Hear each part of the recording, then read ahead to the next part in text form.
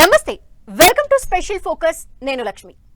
చరిత్ర క్రియేట్ చేయాలన్నా ఆయనే, దాన్ని తిరగ రాయాలన్నా ఆయనే. మూడోసారి ప్రధానిగా మోదీ పాలన ఏడాది పూర్తయిన వేళ దేశం మాట్లాడుకుంటున్న మాట ఇది. 2 సార్లు సొంతంగా మెజారిటీ సాధించిన బీజేపీ మూడోసారి మిత్రపక్షాల సాయంతో సంకీర్ణ ప్రభుత్వాన్ని ఏర్పాటు చేసింది. దీంతో మోదీ దూకుడు తగ్గుతుందని అనుకున్నారంతా. కట్ చేస్తే అంతకు మించి అనిపించింది ఈసారి. మోదీ 3.0 పాలనలో మొదటి ఏడాది ఎలా సాగింది? మోదీ సర్కార్ అచీవ్మెంట్స్ ఏంటి?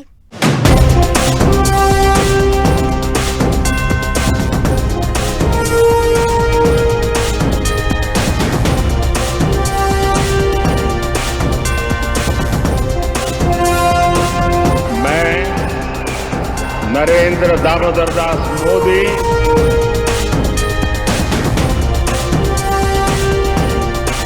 పదకొండేళ్ల పాలన పూర్తి చేసుకున్న ఎన్డీఏ మోదీ 3.0 పాలనకు ఏడాది పూర్తి. ఆపరేషన్ సింధూర్ నుంచి ఆర్థిక వికాసం వరకు, వక్ఫ్ సవరణ బిల్లు నుంచి కొత్త న్యాయ చట్టాల వరకు ఈ ఏడాది పాలనలో చరిత్రాత్మక నిర్ణయాలు. మోదీ అసలు మార్క్ ఇకపై చూడబోతున్నామా?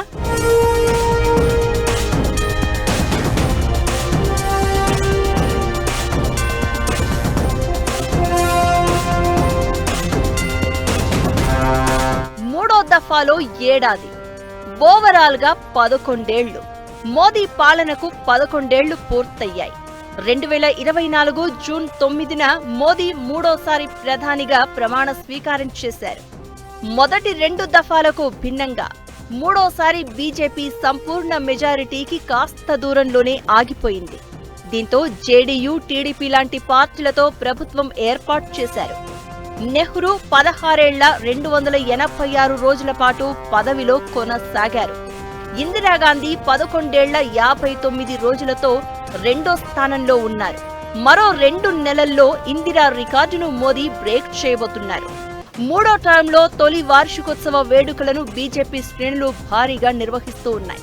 ఇకటు వికసిత్ భారత్ కా అమృత్ కాల్ అనే కార్యక్రమాన్ని కేంద్రం నిర్వహిస్తోంది. ఏడాది పాలనపై మోదీ ట్వీట్ చేశారు. వికసిత్ భారత్ ఎజెండానే తమ లక్ష్యమని చెప్పారు.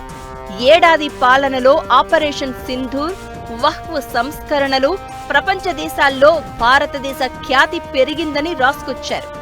4వ అతిపెద్ద ఆర్థిక వ్యవస్థగా భారత్ ఆవిర్భవించిందని, త్వరలోనే 3వ స్థానానికి చేరుతామని ఆశాభావం వ్యక్తం చేశారు.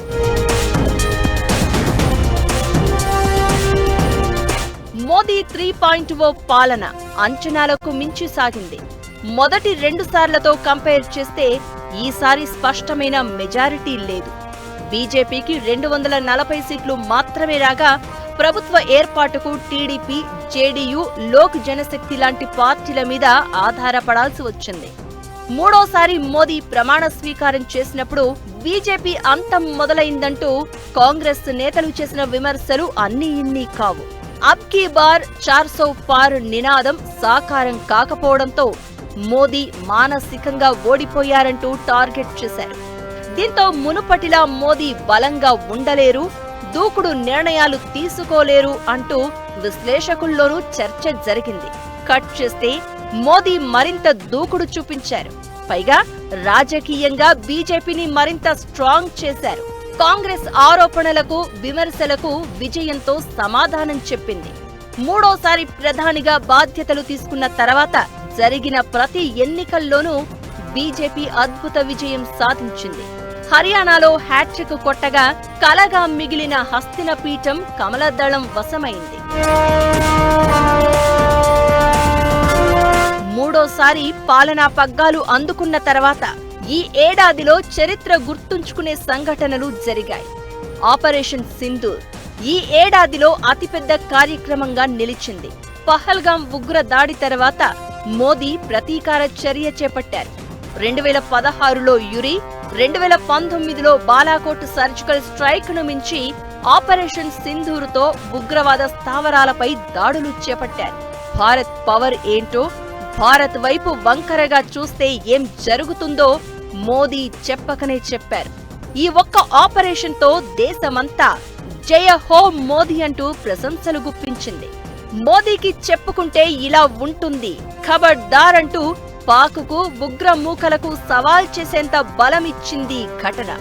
ఆపరేషన్ సింధూర్ తర్వాత పరిణామాలతో పాక్ దాడులకు దిగడం, త్రివిధ దళాలకు ఫుల్ పవర్స్ ఇస్తూ మోదీ నిర్ణయం తీసుకోవడంతో భారత్ సైనిక సత్తా ఏంటో, స్ట్రాటజీ ఏంటో ప్రపంచానికి తెలిసొచ్చింది. మేక్ ఇన్ ఇండియా ఆయుధాల పవర్ ఏంటో ప్రపంచ దేశాలన్నీ చూశాయి. పాక్ కాళ్ల బేరానికి వచ్చే స్థాయిలో మన ఆయుధాలు శత్రువు గుండెల్లో పేలాయి.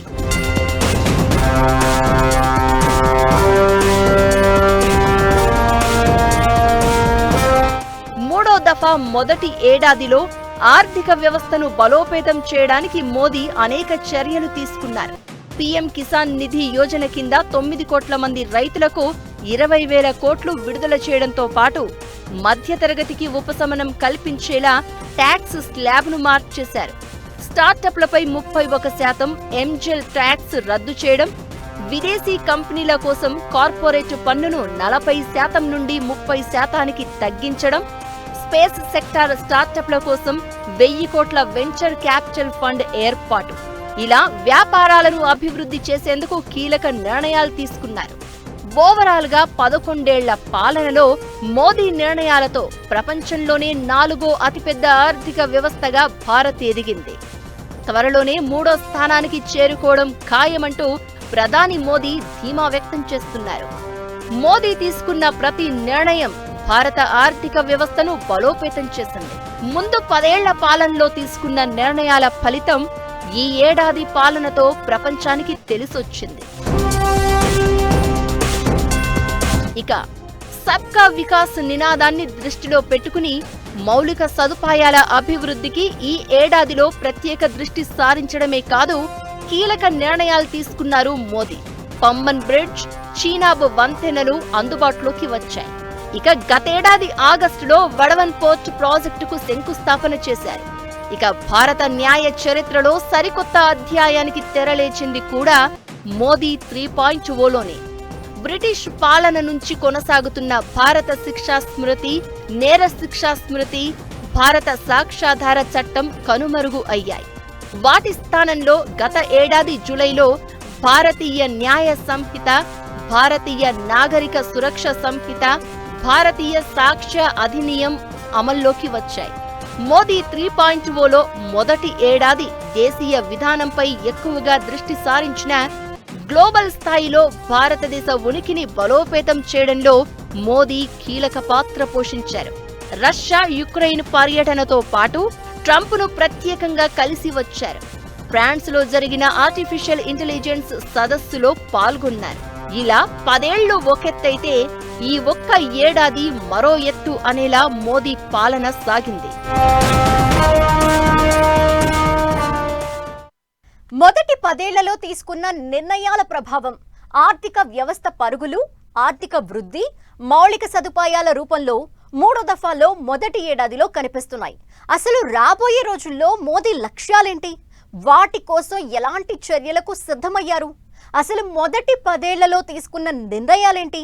అవి ఎలాంటి ప్రభావాన్ని చూపించాయి? రాజకీయంగా మోదీ ఎదుర్కోబోయే సవాళ్లేంటి?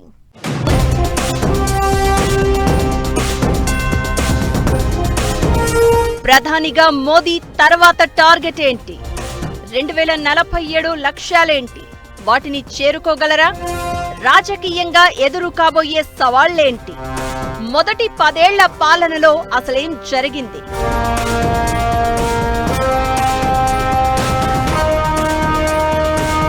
2014 మే 26న ప్రధానిగా మోదీ మొదటిసారి ప్రమాణ స్వీకారం చేశారు. అప్పట్నుంచి ఇప్పటి వరకు పాలన నిరాటంకంగా కొనసాగుతోంది.